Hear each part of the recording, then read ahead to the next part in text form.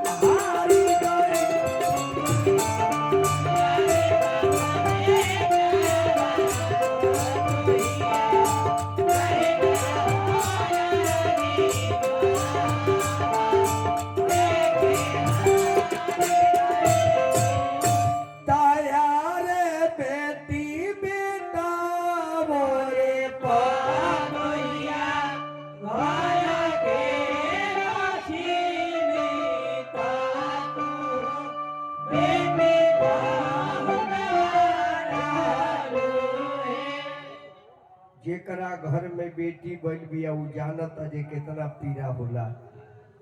और बाप से बेटी के जितना प्रेम होला दुनिया में केहू से प्रेम ना होला। कथी के पीड़ाइया पापा हो बैठा हमरो के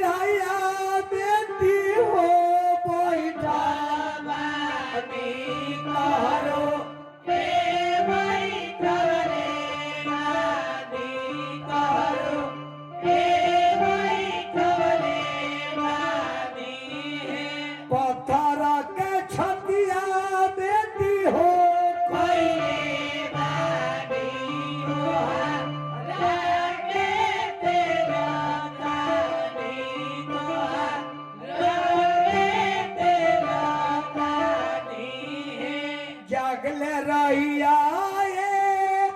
पापा जागले रहिया घरवा छोरिया होई है आजू घरवा छोरिया होई है छोरावा के नमवा बेटी बात आई हो दे तू बाबा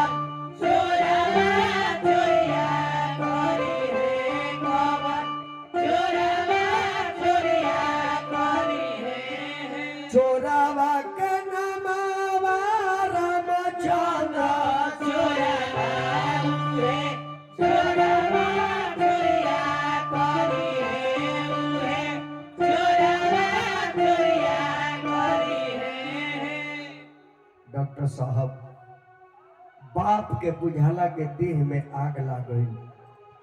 महतारी तब पागल हो जाली, सब पागल। माथा के केस बिखर जाला, साड़ी ले खुल जाला, आंगन में सहोरे ली सब होशे न रहेला। तो न बिकी बाबू टोन दे देख रही टोन तने मेन में लड़की जब रोए ले डॉक्टर साहब, बाप कहली कि बेटी मत रोया, ई का हो गई, साझे का रोए, ई बराई का हो गई बेटी, कौन ऐसा समय बदल गई, कौन गारा नवा बेटी हो साझे बेरिया हो गई रे, साझे बेरिया हो गई रे, कौन गारा नवा भीनु सार, कौन कौन गारानवा बेटी मोड़ुआ बीचवा लगी हो गई रे, मोड़ुआ बीचवा लगी हो गई रे, कब होई है उगारी न हमार, कब होई है उगारी रे हमार, चंदा गारानवा पापा हो साझे बेरिया लगी हो गई रे, साझे बेरिया लगी हो गई रे, सूरज गारानवा बीनु सार, सूरज गारानवा बीनु सार, बेटी गारानवा पापा मोड़ुआ बीचवा लगी हो गई रे, मोड़ुआ बीचवा लगी हो गई रे, होई गई रे उगारी रे रोहा, होई गई रे उगारी रे रोहा। कन्यादान करके माता पिता जब हटेले तो आंगन में लड़की के भाई आवेला, लावा में रवे अथार फुरे।